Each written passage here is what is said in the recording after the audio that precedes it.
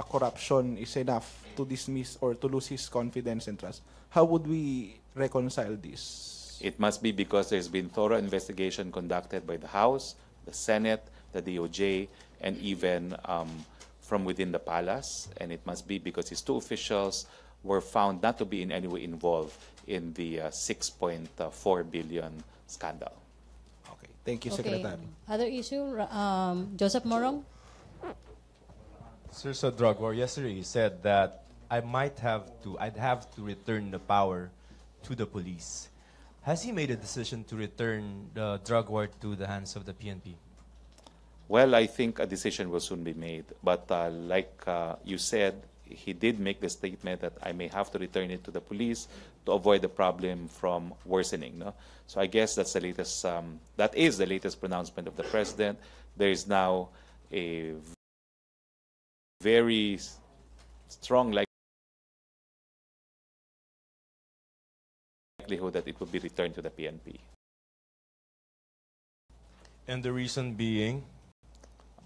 As he said, no, what he said was to prevent the problem from worsening. The drug problem, no? The drug problem.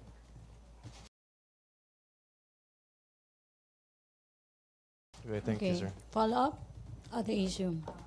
Follow-up. Alanesca. Morning, sir. Yes. Sir, about the drug war still, do you think the amount of time given to the PDEA is enough to evaluate if the problem is already worsening at this point? That's the president's call.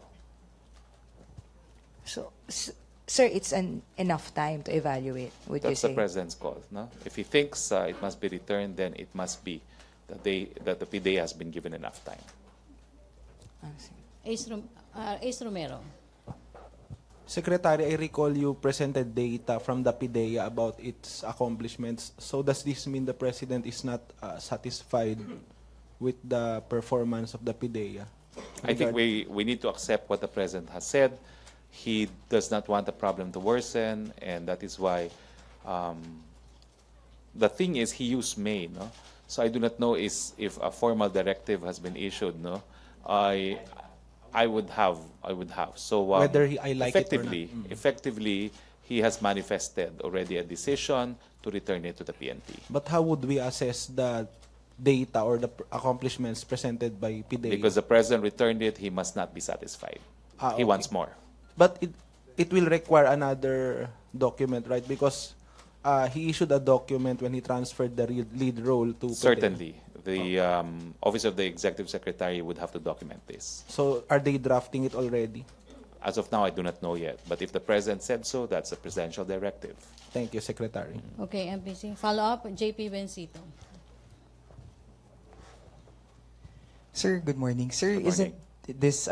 isn't it alarming that the president will be returning the drug war back to the PNP when the president himself said that the PNP is corrupt to the core and no major reforms have yet to be implemented in the police force? I think the president has acknowledged that the PNP is not a perfect organization.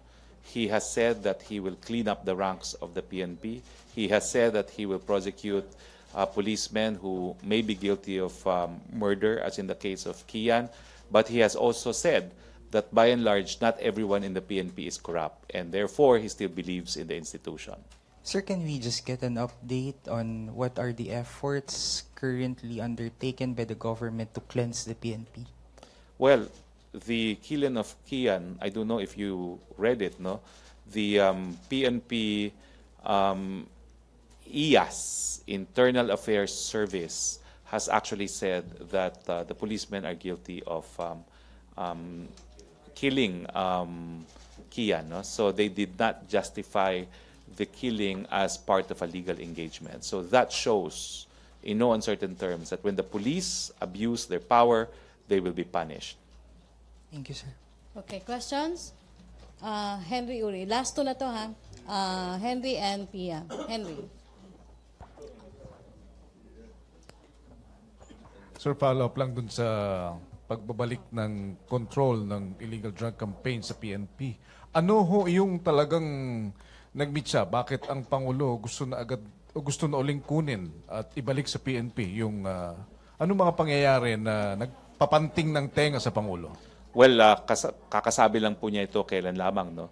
At ang sinabi nga niyang rason ay para hindi na lumala pa ang problema. So ang kasagutan ko po, sinagutan po yan ng Presidente, ayaw niya lumala pa ang problema. Ang tingin niya, baka lumala ang problema kung hindi maibalik sa PNP. Okay, thank you, Henry. Pia?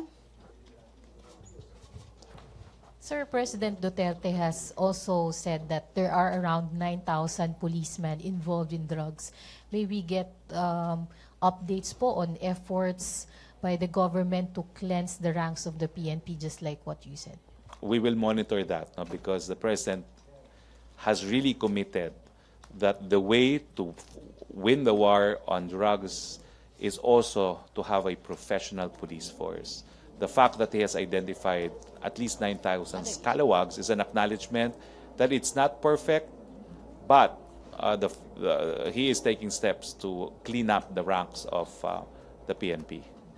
May we know, sir, ano ba yung mga steps na yun? Is there a PNP-wide investigation forthcoming following his pronouncement? Kasi the pronouncement was made, I think, 2 or 3 months ago. Napakadami pong mga ahensya na pwedeng mag-imbestiga ng mga tiwaling pulis. Pwedeng IAS, pwedeng Napolcom, pwedeng PLEB, pwedeng Ombudsman. No? So lahat po yan ay gagamitin, no? Para malinis ang hanay na ating kapulisan. Now let's move now to the commemoration. Today is the 12 o'clock na. Joseph, No? sige. Joseph? Sir, just one question lang. Sir, what will happen to Oplan Tokhang? Marireactivate ba siya? We do not know. Oplang Tokhang itself really is an ongoing, it's an ongoing, anyway, I do not know what that is. No? Because the DBM said they are not likely to allocate the 900 million budget for Tokhang to other projects or other agencies of the government. So I think that mataas answers ba your ang government. If that's a declaration of DBM and it's not funded, can't possibly continue, no, if it's not funded. Okay. But we already have the victims, no? Sir, we have sa yung news research namin, the story 2 days ago, 7,000 housing for soldiers and policemen remain unoccupied and are now deteriorating. What is the government's steps to maybe pakinabangan yun? Ano pa pa? Anong instructions sa NHA? Because this is 7,000 in all over the country. I'll have to number one, find out if the figure of 7,000 is accurate, because as I said, it's your research. So I'll have to inquire from the NHA, and I will have to find out what steps they will be taken. Okay? Thank you. Thank you, Now, sir. we commemorate Sige, last. last ka. Sir, about China being a telco player here, wala bang concerns si Presidente considering yung mga past infrastructure projects involving China and BN North Rail were canceled because of allegations of corruption? So wala bang ganong mangyari na naman? Kasi China na naman yung involved. Well, Walang I concern think about we that? just have to, number one, accept the fact that the Philippine president is serious about his campaign against corruption, and he will not tolerate corruption at any level, particularly at the highest level. Okay? Now, today we commemorate, it's already the 8th year, no? The 8th year of the Maguindanao massacre, involving 58 victims, 33 of whom were members of the media. We are joined today by some of the kin of the murdered media professionals. But before we proceed, I'd like to recognize our guest, Yusek Joel Egko, who is head of the Task Force on Media Safety. The floor is yours, Yusek. Thank you very much, Secretary Roque. Good morning, my colleagues.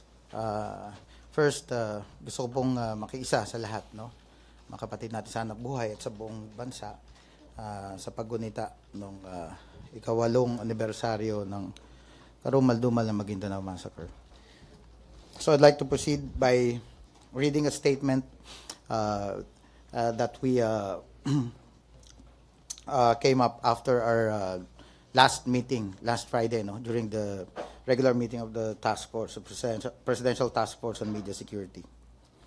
The Presidential Task Force on Media Security, on its regular meeting last November 17, 2017, had the anniversary of the Maguindanao Massacre today as the most important item in the agenda.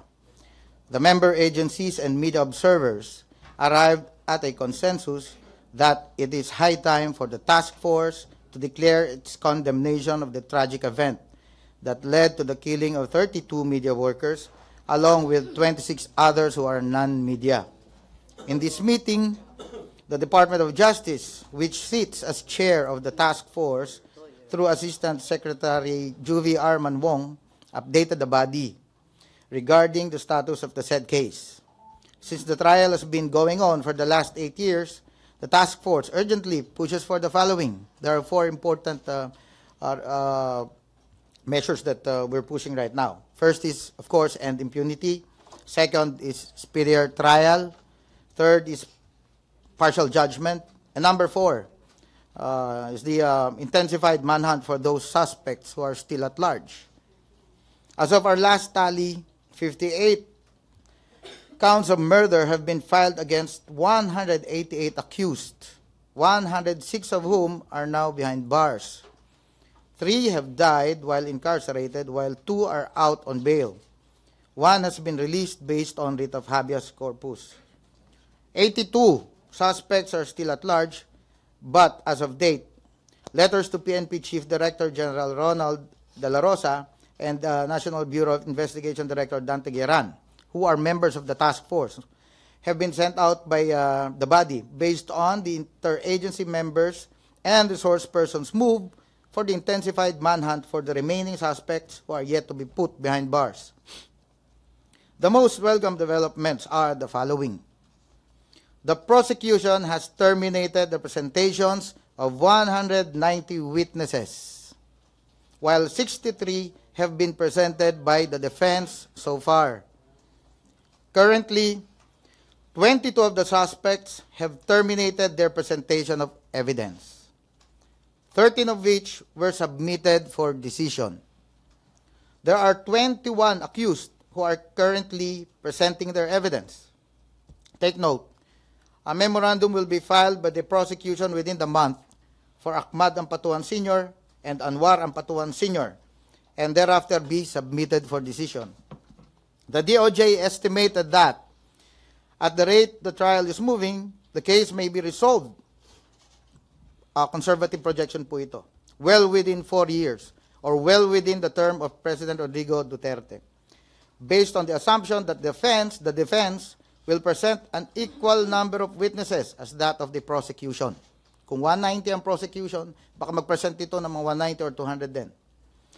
The representatives of the member agencies and media observers who attended the meeting and moved for the expeditious action of the PNP and NBI in putting those suspects who are still at large behind bars include Asek Manwong of the DOJ, Khalil Macan of the PCOO, Tito Fajardo of the Presidential Human Rights Committee, Joan Cordero of the Commission on Human Rights, Melanie Pinlac, representing the Center for Media Freedom and Responsibility, Nelson Santos, of the President of the Publishers Association of the Philippines, Paul Gutierrez, President of the National Press Club, Arsenio Andolong, Chief of the Public Affairs Office of the Department of National Defense, representing the Defense Secretary, Alejandro Papa, the Armed Forces of the Chief of Staff, OJ6, Darren Salipsip, representing the Office of the Chief Presidential Legal Counsel, Carlo Limiu, Special Agent of the National Bureau of Investigation, representing Director Dante Gueran, and Police Chief Inspector Brian Gregorio, Public Information Office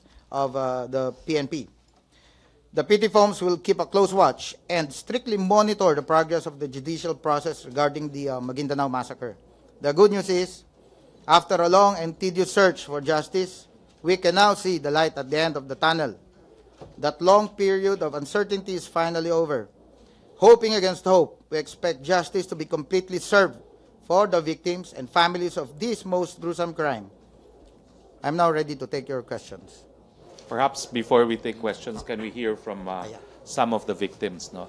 Now, I underscore the fact that when I was still private lawyer, we had proposed a system to expedite the prosecution, and this includes the first in, first out, which means that we don't have to finish with the reception of all evidence against all the accused before there could be promulgation of judgment. We could proceed with promulgation of judgments as against the accused whose presentations of evidence have been concluded. No?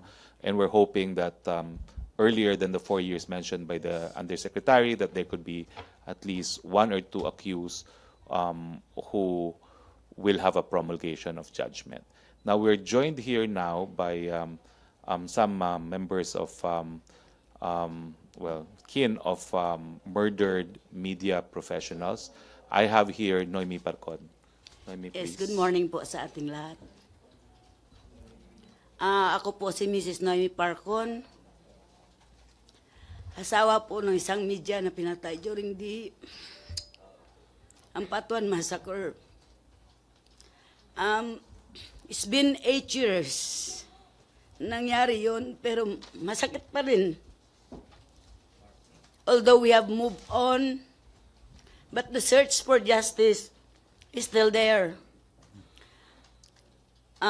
During the time of the previous administration, we are hoping na bago bumaba si Pinoy, makamit namin yung hustisya na hinihingi namin para sa aming mga mahal sa buhay. Pero hindi yun nangyari. Nang manalo si Presidente Rodrigo Duterte, nagkaroon kami ng pag-asa dahil alam namin na yung kanyang campaign against drugs would really help na mapabilis yung takbo ng kaso. Dahil alam namin na nagawa yun ng mga Ampatuan, nasa influence sila ng drugs. Alam namin doon sa aming lugar na isa sila sa mga drug lords doon sa aming lugar. Sila ang nagpo-produce ng mga shabu. May shabu laboratory sila. Kaya sabi namin, nagkaroon kami ng malaking pag-asa na dahil ang trend, ang kampanya ng ating bagong Pangulo is really on the yung paghinto ng druga sa ating bansa, then we are very happy, no? So sa narinig ko kanina, within 4 years, kung nakapag-antay kami ng 8 taon, maantay namin yung 4 na taon. Pero kung sana mas earlier, mas magiging masaya po kami. Yung sa amin lang po, bago sana bumaba yung ating bagong Pangulo, mabigyan ng hustisya ang pagkamatay ng aming mga mahal sa buhay. And isa sa kampanya niya is against corruption. Hindi naman po sana masamain ng mga tamaan na lang po, yung bato-bato sa langit, ang tamaan wag magalit. Pero there are some, I believe, no, that there are some officials ng ating government na ano siguro ng corruption. Dahil alam natin yung kalaban namin maraming pera. No? So ngayon, dahil isa yan sa kampanya ng ating Pangulo against corruption, so malaki po ang aming tiwala, malaki po ang aming pag-asa na bago siya bababa bilang presidente ng Pilipinas, makakamit talaga namin yung hustisya. Hustisya po para sa mga mahal namin sa buhay. I'd like to call another victim of our media kin. She is from Davao City, no? A constituent of Mayor Duterte. Ako po si Maria Cipriana Gatchalian. Asawa pa ako ni Santos Parisa Gatchalian Jr. Yung, kung pwede ko sasabihin uli kung ano yung naramdaman ko, no makita ko yung katawan ng aking husband na pinatay, na parang hayop, hindi katulad na isang tao.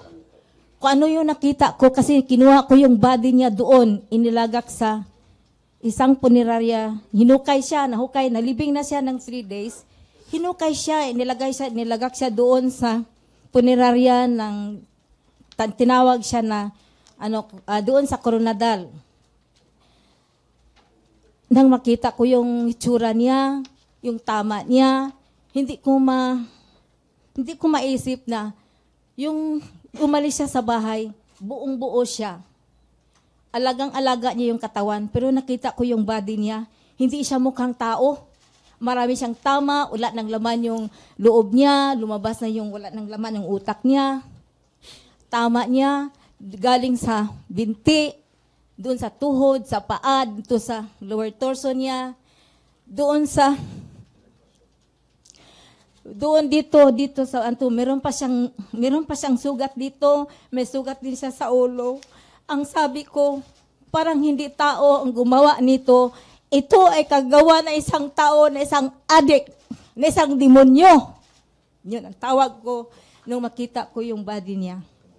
Alagang-alaga ng husband ko yung katawan niya. Yun lang pala. Hindi na siya mukhang tao. Kasi bloated na siya. Sabi ko doon sa punerarya, ma'am, isauli mo yung mukha niya, ma'am, kasi gusto ko makita siya ng anak ko, ma'am. Ma'am, hindi pwede ibalot namin yan. Paano yan makita ng anak ko, ma'am? Sabi nila, ma'am, lagyan mo na lang malaking picture ang coffin niya. Nung dumating sa bahay, dinala ko siya doon sa Davao, doon ko siya nilibing. Nag-hire ako ng van na sasakyan ng coffin niya. Tapos dinala ko siya sa Davao, doon ko siya inilibing. Inilibing ko siya ng yung mabuting pagkalibing sa kanya. Sabi ng anak ko, ma, gusto namin makita yung mukha niya, hindi pwede. Kaya, hindi natanggap ng mga anak ko. Napatay ng papa nila. Parang akala nila nagbakasyon yung papa nila. 1 year, hindi natanggap ng anak ko ang pagkamatay ng papa nila. Alam ba niyo anong ginawa ko? Kasi para silang, na-depress sila. Sabi ko sa kanila, mga anak, isipin na lang nyo, nagbakasyon yung papa ninyo. Ito na lang, tingnan nyo yung picture niya doon sa table natin. Nilagyan ko yun ng flowers at saka kandila. The whole day, meron siyang kandila. So every day, meron siyang vigil candle. Sabi ko, every end of the week, pupunta tayo sa libingan niya, kausapin niyo siya, talk to him in your heart. So, ginawa ko niya ng 1 year na ganun, nahil ang mga anak ko. Pero kahit isang picture ng husband ko na nakasa coffin, wala kami kahit isa. Ang alam ko lang patay ng husband ko, yung death certificate. Ayaw mabasa ng mga anak ko ang resulta ng medical legal. Ayaw nila makinig. Masakit sa kanila. Kaya gusto ko makamta ng hustisya. Kahit naka-move on na kami mga anak ko, sabi ko mga anak, grow up normally. Ako lang ang mag-fight ng case. I want you to be happy and live up a normal life. Be happy, be contented. Ako lang bahala. Sa awa ng Diyos, ang mga anak ko normal ngayon. Nakatapos na sila sa kanilang pagsisikap at sa tulong ng mga NGO, ng NUGP, ng FFJ, ng Bantay Bata. Sa awa ng Diyos. Pero ipagpatuloy ko ang pakibaka na makamit ang hustisya para sa katahimikan ng husband ko at ng mga biktima na Maguindanao Massacre. Kasi ang iba hindi pa naka-recover. Thank you. Gusto niyo magsalita? Ayaw na. Kayo po, gusto niyo magsalita? Okay. Now, 13 of these media victims will have an audience with the President this afternoon at 4:30. I'm not sure if it will be open to the media. Chances are the meeting itself will be private, but there may be a brief encounter with the media. Okay, so as Yusek Eco has said, the President remains committed to according justice to the victims of the Batuan Massacre and to all victims of illegal drugs in our country. Thank you very much. That ends our Sir, press briefing. I think we have one question from Joseph. Meron palang question for Raymond Joe. Alonso then Joseph Kay, Pwedeng hindi na. kay Yusek Egko. Yes, So, yes, I yes. understand, sabi mo 4 years na lang. Pero Yeah. it's been a long and tiring trial. Kumusta po yung update natin kung lahat ba ng pamilya ng biktima ay lumalaban pa rin? At Alright. I understand na may mga gumagapang, money, may influential yung mga suspects. So may umatras na ba? At sana naman ay wala. Okay, good question. Thank you for raising that up. During our last meeting, it was raised by one of the media representatives, no, sa task force. If I'm not mistaken, it was Paul Gutierrez of the National Press Club. And he informed the body that out of the 32 families, it seems that only 18 yata ang, according to them, this is not my information, 18 ang interesado.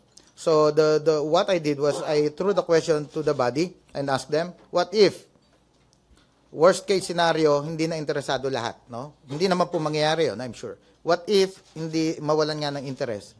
So, ang resounding reply by everybody, the lawyers, the law enforcement officials there, and also the media representatives, wala pong magiging problema. Because it's a crime against the people, and tuloy-tuloy yan.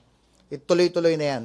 Whether or not may mawala ng interest or mabuo. But ang habol po natin ngayon, that's why we are saying this now during these press briefings, that we are seeing now the light at the end of the tunnel. And I hope bumalik yung interest ng mga sinasabing nawala ng interest. May pag-asa po, malapit na po. Benji Liwanag, bago si Joseph. Sir, itanong ko lang, do they still receive threats or may mga banta pa ba sa mga buhay ninyo? So far po, wala naman po. Wala na po. At saka gusto ko pong i-clarify yung mga bribery ng mga ampatuan. Wala po sa grupo namin na nag-offer na bayaran kami para umatras po sa kaso. Kaya tuloy-tuloy ang laban namin kahit nung una po mayroong mga na yung bago pa lang nangyari.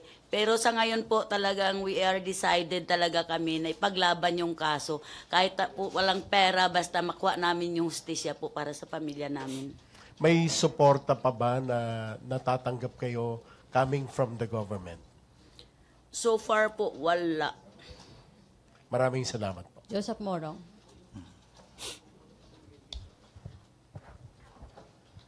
Spokes, you've represented some of the victims, no? Yes. And from a legal point of view, how is the 4 years going to be possible? Meaning, what steps can the government take, can the DOJ take, to expedite the trial, given the sheer number of witnesses and the accused? Alam niyo po yung minungkahi namin na inadapt naman ng Korte Suprema na first in, first out. Kung gagamitin po yan within the year, kakayanin magkaroon ng desisyon laban sa isa, dalawang akusado. Although there are 58 counts of murder, we only need one to put everyone behind bars. So ang akin po, hindi ko na po aantayin yung 4 years, no? Dahil ako naman po na talaga din Presidential Advisor on Human Rights, no? Gagawa rin po ako ng hakbang para naman masiguro na magamit yung first in, first out at tignan po natin kung either this year or early next year magkaroon ng promulgation of judgment against one or two of the accused. Just for soundbite, no? Can you just explain the first in, first out concept? Yung first in, first out po, dati-rati kasi kinakailangan tapusin lahat ng ebidensya laban sa lahat ng nasasakdal. Pero ang minungkahi po namin, tapusin natin yung ebidensya laban sa ilan at kung kanino matapos yung presentation ng evidence dun sa nasasakdal na yun, pwede magkaroon na ng promulgation of judgment. So hindi na po kinakailangan tapusin ang lahat ng ebidensya laban sa lahat bago magkaroon ng promulgation of judgment. Where are we at with regard to the primary suspects, sir? Well, gaya na sabi ni Undersecretary Egco, meron ng 2 na submitted for resolution. So, Yes. pwede na siguro magkaroon ng decision dito sa 2 ito.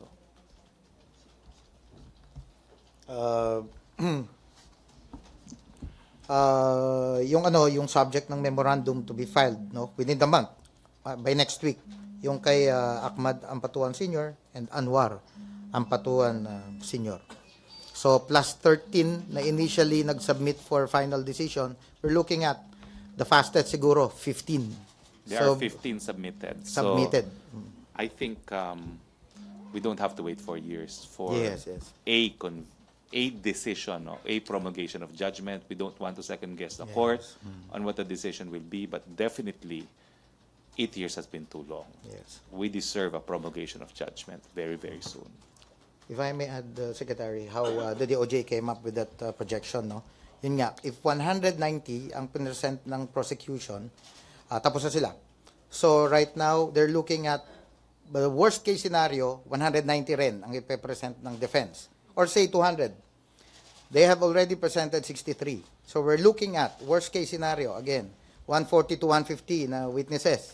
So doon nila bination kung ganun kahaba, aabot malamang ng 4 years at the rate the trial is going. However, my question was, what if 100 lang? So mas mabilis. But of course, tama, as Secretary Roque said, we don't want to second guess the court or jump the gun on the judge, who is actually the members of the task force welcome the pace at which the trial is ongoing. Imagine 3 hearings every week. So at that rate, hopefully talagang, let's hope against hope, yung 4 years, kahit man ako'y naiinip, pero umasa po kayo. Sabi nga po, alam po, kabisado po ni Secretary Roque yan. Umasa po kayo. Baka hindi talaga umabot ng 4. Pero ayaw naming magbigay ng false hopes. Eka nga. Doon lang tayo sa sinasabi ng mga datos, ng mga impormasyon, at yung aktual na galaw ng kaso na noon po kami man ay bulag. Hindi namin alam ang nangyayari before. Ngayon po alam na natin. Well, ako naman po, no, dahil in my capacity as Presidential Advisor on Human Rights, hindi tayo papayag na 4 na taon pa. Gagawa tayo ng hakbang. Okay. Maraming salamat. Okay, thank you very much. Okay, maraming salamat, Presidential Spokesperson Harry Roque, Undersecretary Joel Eco, at sa mga bisita po natin. Thank you, Malacañang Press Corps. Back to our main studio sa Radyo Pilipinas and PTV.